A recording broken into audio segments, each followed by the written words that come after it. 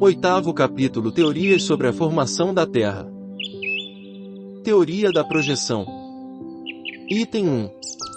De todas as teorias concernentes à origem da Terra, a que alcançou maior voga, nestes últimos tempos, é a de Buffon, quer pela posição que ele desfrutava no mundo sábio, quer pela razão de não se saber mais do que ele disse naquela época.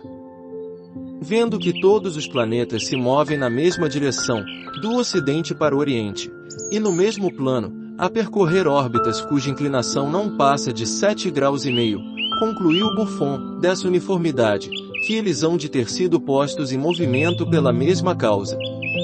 De igual ponto de vista, formulou a suposição de que, sendo o Sol uma massa incandescente em fusão, um cometa se haja chocado com ele, raspando-lhe a superfície, tenha destacado desta uma porção que, projetada no espaço pela violência do choque, se dividiu em muitos fragmentos, formando esses fragmentos os planetas, que continuaram a mover-se circularmente, pela combinação das forças centrífuga e centrípeta. No sentido dado pela direção do choque primitivo, isto é, no plano da eclíptica. Os planetas seriam assim partes da substância incandescente do Sol e, por conseguinte, também teriam sido incandescentes, em sua origem.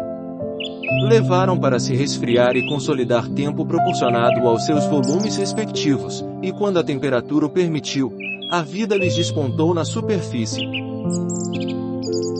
Em virtude do gradual abaixamento do calor central, a Terra chegaria, ao cabo de certo tempo, a um estado de resfriamento completo. A massa líquida se congelaria inteiramente e o ar, cada vez mais condensado, acabaria por desaparecer. O abaixamento da temperatura, tornando impossível a vida, acarretaria a diminuição, depois o desaparecimento de todos os seres organizados. Tendo começado pelos polos, o resfriamento ganharia pouco a pouco todas as regiões, até ao Equador. Tal, segundo Buffon, o estado atual da Lua que, menor do que a Terra, seria hoje um mundo extinto, do qual a vida se acha para sempre excluída. O próprio Sol viria a ter, afinal, a mesma sorte. De acordo com os seus cálculos, a Terra teria gasto cerca de 74 mil anos para chegar à sua temperatura atual e dentro de 93 mil anos veria o termo da existência da natureza organizada. Item 2. A teoria de Buffon, contraditada pelas novas descobertas da ciência, está presentemente abandonada, quase de todo, pelas razões seguintes. Primeira, durante longo tempo, acreditou-se que os cometas eram corpos sólidos, cujo encontro com um planeta podia ocasionar a destruição deste último. Nessa hipótese, a suposição de Buffon nada tinha de improvável.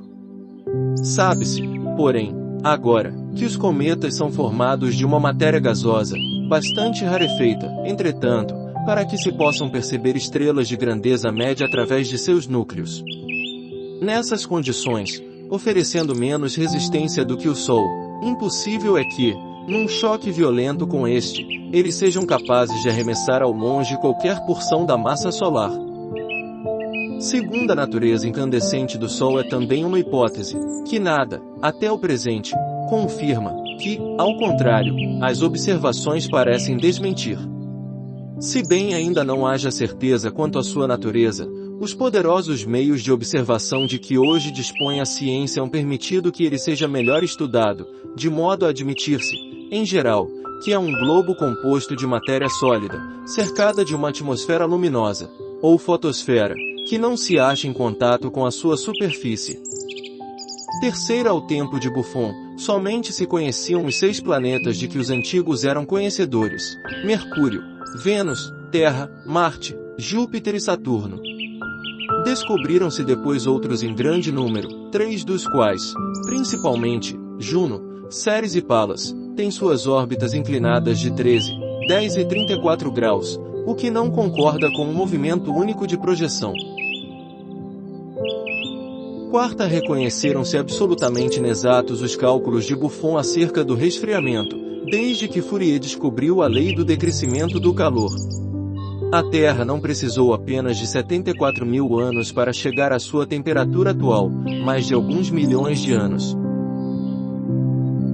Quinta, Buffon unicamente considerou o calor central da Terra, sem levar em conta o dos raios solares.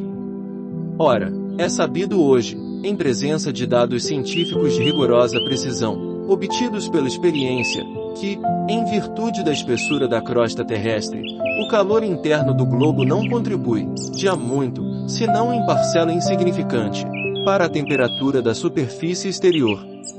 São periódicas as variações que essa temperatura sofre devidas à ação preponderante do calor solar, capítulo 7, item 25. Permanente que é o efeito dessa causa, ao passo que o do calor central é nulo, ou quase nulo, a diminuição deste não pode trazer à superfície da Terra sensíveis modificações.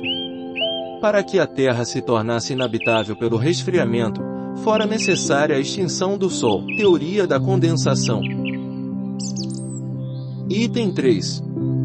A teoria da formação da Terra pela condensação da matéria cósmica é a que hoje prevalece na ciência, como a que a observação melhor justifica, a que resolve maior número de dificuldades e que se apoia, mais do que todas as outras, no grande princípio da unidade universal. É a que deixamos exposta acima, no capítulo 6, Uranografia Geral.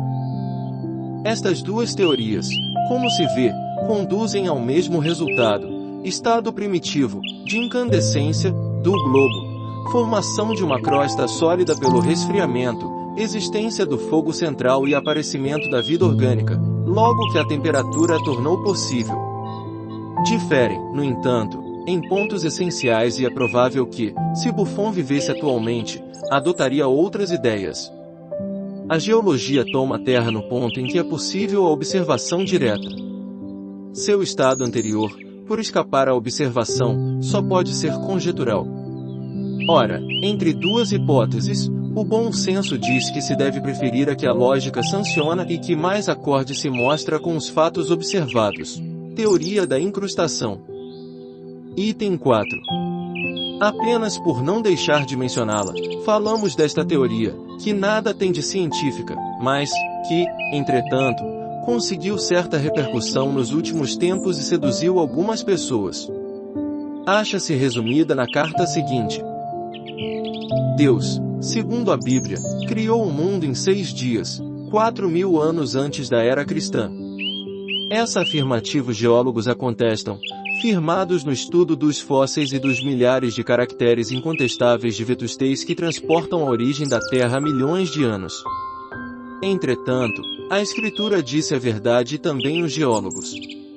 E foi um simples Campônio quem os pôs de acordo, ensinando que o nosso globo não é mais do que um planeta incrustador, muito moderno, composto de materiais muito antigos. Após o arrebatamento do planeta desconhecido, que chegará à maturidade, ou de harmonia com o que existiu no lugar que hoje ocupamos, a alma da Terra recebeu ordem de reunir seus satélites, para formar a Terra atual, segundo as regras do progresso em tudo e por tudo. 4 apenas desses astros concordaram com a associação que lhes era proposta. Só a Lua persistiu na sua autonomia, visto que também os globos têm o seu livre-arbítrio. Para proceder a essa fusão, a alma da Terra dirigiu aos satélites um raio magnético atrativo, que pôs em estado catalético todo o mobiliário vegetal, animal e hominal que eles possuíam e que trouxeram para a comunidade. A operação teve por únicas testemunhas a alma da Terra e os grandes mensageiros celestes que a ajudaram nessa grande obra, abrindo aqueles globos para lhes dar entranhas comuns. Praticada a soldadura, as águas se escoaram para os vazios que a ausência da Lua deixará. As atmosferas se confundiram e começou o despertar ou a ressurreição dos germens que estavam em catalepsia. O homem foi o último a ser tirado do estado de hipnotismo e se viu cercado da luxuriante vegetação do paraíso terrestre e dos animais que pastavam em paz ao seu derredor. Tudo isto se podia fazer em 6 dias, com obreiros tão poderosos como os que Deus encarregara da tarefa. O planeta Ásia trouxe a raça amarela, a de civilização mais antiga, o África, a raça negra, o Europa, a raça branca e o América, a raça vermelha. Assim, certos animais, de que apenas os despojos são encontrados, nunca teriam vivido na Terra atual, mas teriam sido transportados de outros mundos desmanchados pela velhice. Os fósseis, que se encontram em climas sob os quais não teriam podido existir neste mundo, viviam sem dúvida em zonas muito diferentes dos globos onde nasceram.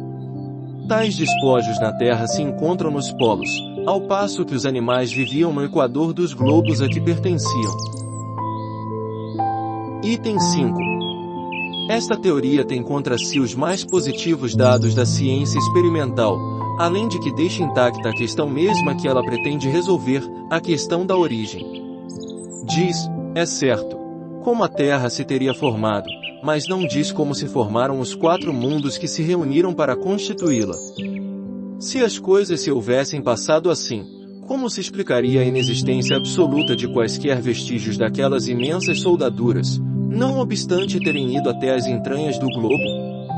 Cada um daqueles mundos, o Ásia, o África, o Europa e o América, que se pretende haverem trazido os materiais que lhes eram próprios, teria uma geologia particular, diferente da dos demais, o que não é exato.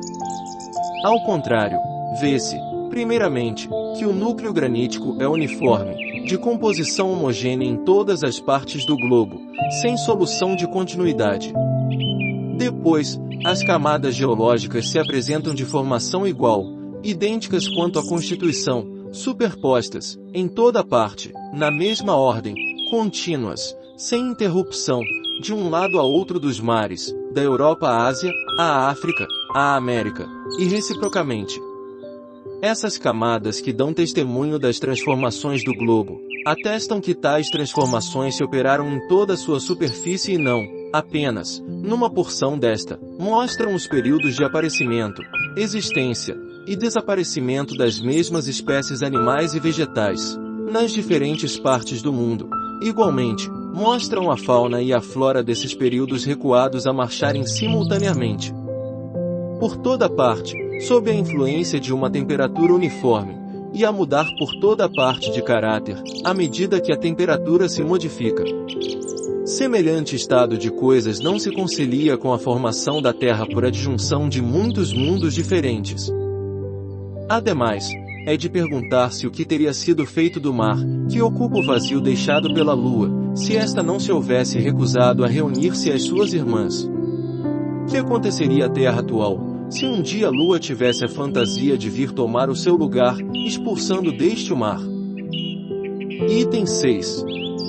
Semelhante sistema seduziu algumas pessoas, porque parecia explicar a presença das diferentes raças de homens na Terra e a localização delas. Mas, uma vez que essas raças puderam proliferar em mundos distintos, por que não teriam podido desenvolver-se em pontos diversos do mesmo globo? É querer resolver uma dificuldade por meio de outra dificuldade maior. Efetivamente, quaisquer que fossem a rapidez e a destreza com que a operação se praticasse, aquela junção não se houvera podido realizar sem violentos abalos. Quanto mais rápida ela fosse, tanto mais desastrosos haviam de ser os cataclismos. Parece, pois, impossível que seres apenas mergulhados em sono catalético hajam podido resistir-lhes, para, em seguida, despertarem tranquilamente. Se fossem unicamente germens, em que consistiriam? Como é que seres inteiramente formados se reduziriam ao estado de germens? Restaria sempre a questão de saber se como esses germens novamente se desenvolveram. Ainda aí, teríamos a Terra formar-se por processo miraculoso, processo, porém, menos poético e menos grandioso do que o da Gênese bíblica, enquanto as leis naturais dão, da sua formação, uma explicação muito mais completa e, sobretudo, mais racional, deduzida da observação, alma da Terra. Item 7. A alma da Terra desempenhou o papel principal na teoria da incrustação. Vejamos se esta ideia tem melhor fundamento. O desenvolvimento orgânico está sempre em relação com o desenvolvimento do princípio intelectual. O organismo se completa à medida que se multiplicam as faculdades da alma. A escala orgânica acompanha constantemente, em todos os seres, a progressão da inteligência, desde o pólipo até o homem, e não podia ser de outro modo, pois que a alma precisa de um instrumento apropriado à importância das funções que lhe compete desempenhar. De que serviria a ostra possuir a inteligência do macaco, sem os órgãos necessários à sua manifestação? Se, portanto, a Terra fosse um ser animado, servindo de corpo a uma alma especial, essa alma, por efeito mesmo da sua constituição, teria de ser ainda mais rudimentar do que a do pólipo, visto que a Terra não tem, sequer, a vitalidade da planta, ao passo que, pelo papel que lhe atribuíram à alma, fizeram dela um ser dotado de razão e do mais completo livre-arbítrio, em resumo, um como espírito superior, o que não é racional, porquanto nunca nenhum espírito se achou menos bem aquinhoado, nem mais aprisionado. Ampliada neste sentido, a ideia da alma da Terra tem, então, de ser arrolada entre as concepções sistemáticas e quiméricas. Por alma da Terra, pode entender-se, mais racionalmente, a coletividade dos espíritos incumbidos da elaboração e da direção de seus elementos constitutivos, o que já supõe certo grau de desenvolvimento intelectual, ou, melhor ainda, o espírito a quem está confiada a alta direção destinos morais e do progresso de seus habitantes, missão que somente pode ser atribuída a um ser eminentemente superior em saber e em sabedoria. Em tal caso, esse espírito não é, propriamente falando, a alma da Terra, porquanto não se acha encarnado nela, nem subordinado ao seu estado material, é um chefe preposto ao seu governo, como um general o é ao comando de um exército. Um espírito, incumbido de missão tão importante qual a do governo de um mundo, não poderia ter caprichos, ou, então, teríamos de reconhecer em Deus a imprevidência de confiar a execução de suas leis a seres capazes de lhes contravir, a seu bel prazer. Ora, segundo a doutrina da incrustação, a má vontade da alma da lua é que houvera dado causa que a terra ficasse incompleta. Há ideias que a si mesmas se refutam. Revista Espírita, setembro de 1868.